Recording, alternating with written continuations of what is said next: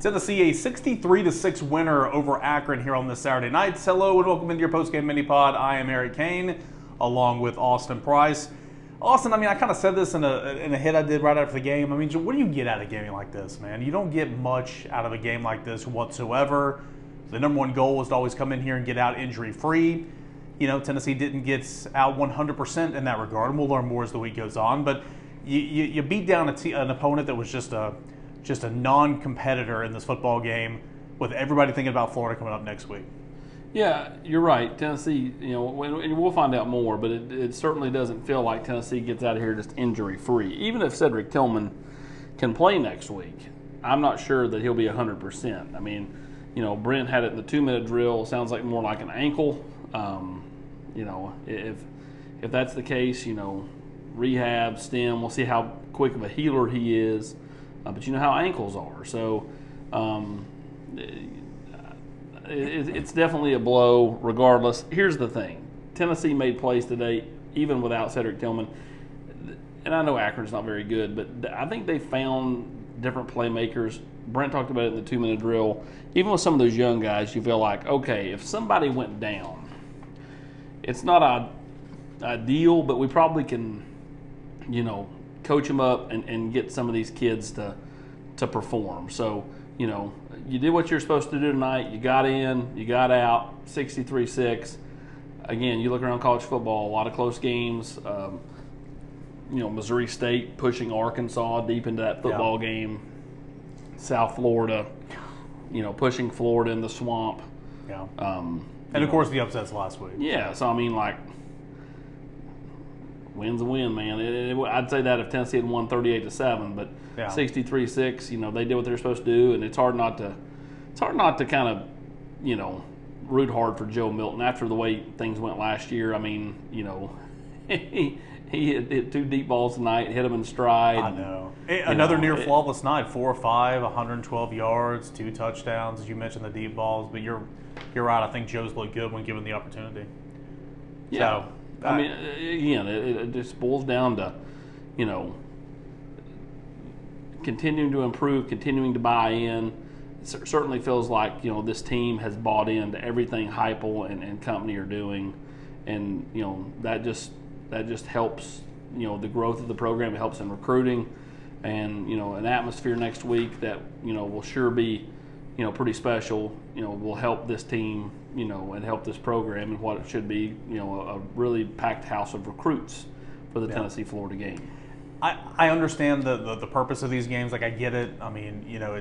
These type of games have been in the college football schedule at the Power 5 level for years. I understand it, but it's still just annoying because, again, it's like the Ball State game. What did you learn? You had no clue. You learned everything from the Pittsburgh game, but again, it was good to see Tennessee come out here and do exactly what it was supposed to do. 63-6, the final score. AP, it's funny, man. We're sitting there in the first quarter, and we're just like, God, Hendon does not look good. Hendon does not look good. And then, we get a note that kind of going back and looking over the stats at the beginning of the Ball State game. He just started slow. He was 3 for 7. And then he hit 11, the next 11 passes. Yeah, but you look at the final stat line, 14 of 18, 298, 2 touchdowns. Again, he had a Hendon Hooker-like game where he finished really, really strong. And, I asked him post-game, I asked him about those starts and kind of does he feel like he gets stronger as the game goes on? He says he just needs to settle in a little bit. You don't want it to be that slow. It's not like this lingered or anything, but you need to come out of the gate against Florida, against Georgia, Alabama's and all that. But still, end of the day, Hendon Hooker looked good tonight. His stats don't lie. No, they don't. And you're right. 14 of 18. And again, he had his last 11. He found a groove. And, I still wanted to see him get, Brew McCoy more involved. They tried a couple of times. He got a push off called on and pass interference. And, I love what they're doing with Jalen Hyatt. And hopefully Cedric can bounce back and be healthy next week. But, this team can put up points. And, the team that beats them will have to be a team that is either elite defensively, and that ain't next week. Yeah. Or can force Tennessee into coughing the ball up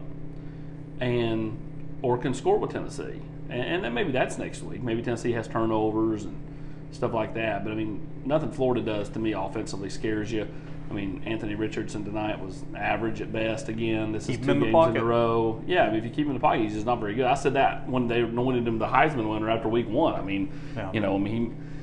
when you let him get out, he's really good when he breaks contain. When you keep him in the pocket, he's very average. And Etienne is a solid running back, but again, Tennessee did a nice job against the run tonight, and I would expect them to do the same next week.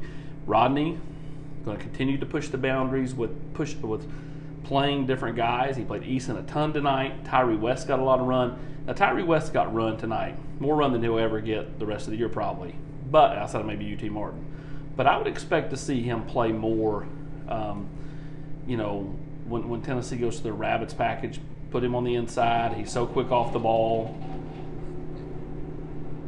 They have to save Amari Thomas. Like, he played too many snaps against Pittsburgh. He played, 65, 66 snaps. Rodney wants to get him down in that 45 to 50 range. Yeah. And, that he wants him to be, in the fourth quarter, totally there, fresh, trying to dominate and not gassed from having to play 20 extra snaps. So, if they can get Tyree West to give them 7 or 8, Bryson Eason keeps, stealing, 5 or 6 more every game, then this is the defensive line that I think can hold up and can hold its own. Talking about a lot of speed on the field. If at some point in time you look out there and it's Byron Young, Tyler Barron, Roman Harrison, and Tyree West, getting after the quarterback on third and long or third definite passing situations. A couple more things. Running the football. Of course, Jalen Wright didn't play an awful lot, but he actually touched the ball 23 times. Carried the ball 23 times, had 96 yards overall, averaged a little over 4 yards a carry. I thought he ran the ball pretty well. I mean, this was not a great game. Of course, Tennessee didn't have to run the ball, obviously, but thought Jalen Wright looked good. Dylan Sampson, only 8 carries, but 58 yards. Both those guys scored 2 touchdowns. A better night running the football against a team that you'd expect that to happen. Jabari Small, of course, only got 2 carries early in the game, then goes out. But I feel like you at least got some momentum on the ground going into a game where you're going to have to run the football to open up the rest of your offense. Agreed. And Jalen Wright held on to the football tonight. A lot of times I thought he had 2 hands on it, which was great to see. It was good to see they went right back to the same play where he fumbled last week. Under center on 4th and inches and handed it to him. And so, I mean, Dylan Sampson obviously gives him an extra dynamic, and what he did out there on those pitch plays tonight were nice. But I really like Jalen Wright, man. If he just holds on to the ball, I think he's really going to help this team long term. But they've got to get Jabari Small to where he can make it through games. Everybody talked about adding the weight and how that was going to help him, but yet here he is, a couple of plays tonight, and maybe it was all precautionary, but I don't know, man. I mean, like, you never to be seen again. I mean, like, it's hard for me to believe that they just said, let's just go ahead and. Well, I mean, here's the thing. He looked. I mean, we had binoculars up here. I mean, he looked like he was hurting a little bit, and that's fair. You can be hurting at the point in time.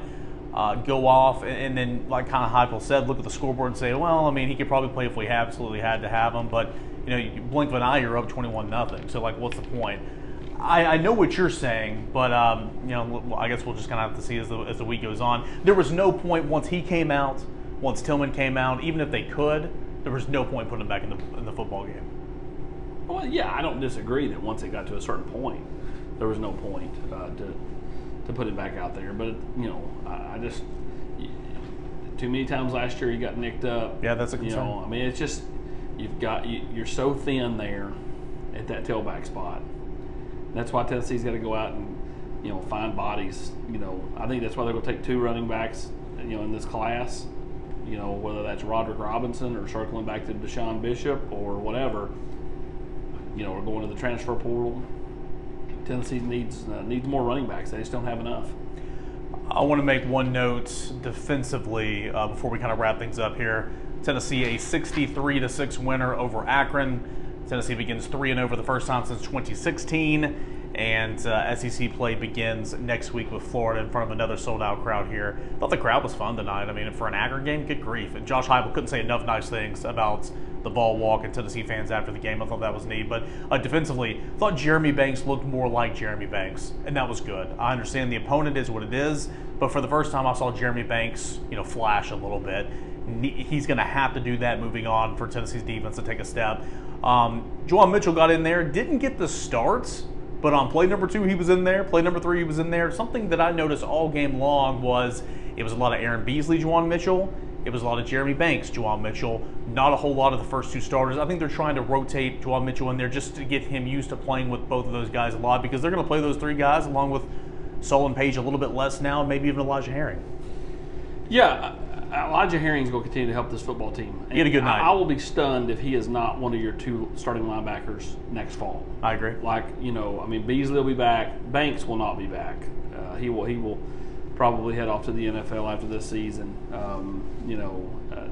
I know some people are going to say, what? But, even though he's got another year left, he won't be back, in my opinion. And, of course, Juju's done, eligibility-wise. So, Tennessee will continue to work the young freshmen, but, they're going to lean heavily on those top three. Banks did not have a great week on the practice field, which is why he did not start, but he, came in after one play, Yeah. Or that's what it was, you're right. It was Beasley and Mitchell, and then Banks came in after one play, that's right. Yeah, and so, they need all three of those guys, to play well for Tennessee's defense to have success going forward. Last thing, chippiness out there tonight. Hooker gets blown up there on the speed option. First and foremost, why are you running the speed option up by 35 points, with your quarterback? Also, LOL, because that's the play you've been holding out for Akron. We couldn't film there in a camp. I thought that was funny, but chippiness there. Obviously, Jimmy Callaway, which can never happen, throws 4 punches that land in the guy's helmet. That was stupid.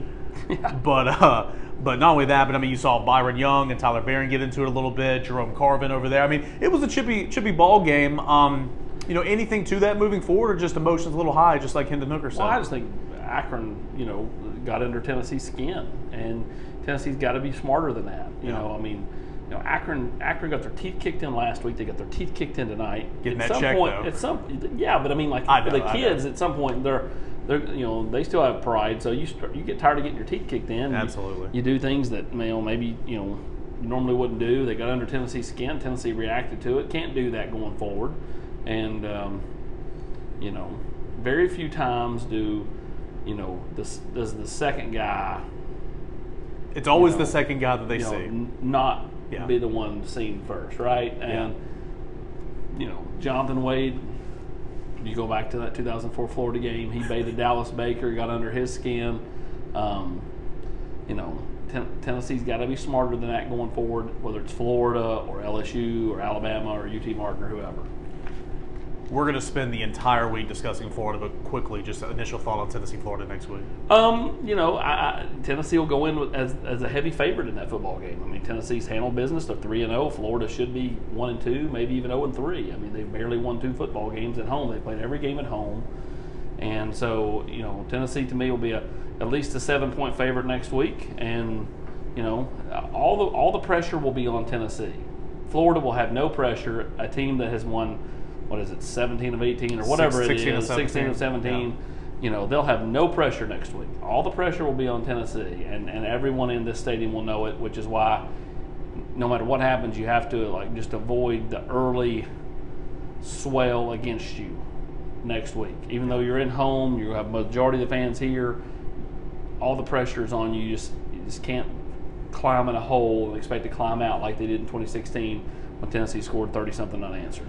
Again, which brings us back to the Hendon Hooker starts, but we can talk about that as the week goes on. But Tennessee, a big winner over Akron. It was expected. It came in here, handled business, 63-6, the final score. Plenty of post-game coverage up on the websites of Volquest.com and on the General's Quarters. We're going to have the Rocky Top Rewind coming up on a Sunday, multiple review pieces, all that and more. So stay dialed into Volquest.com. For Austin Price, I'm Eric Cain. Tennessee, a 63-6 winner here on Saturday night.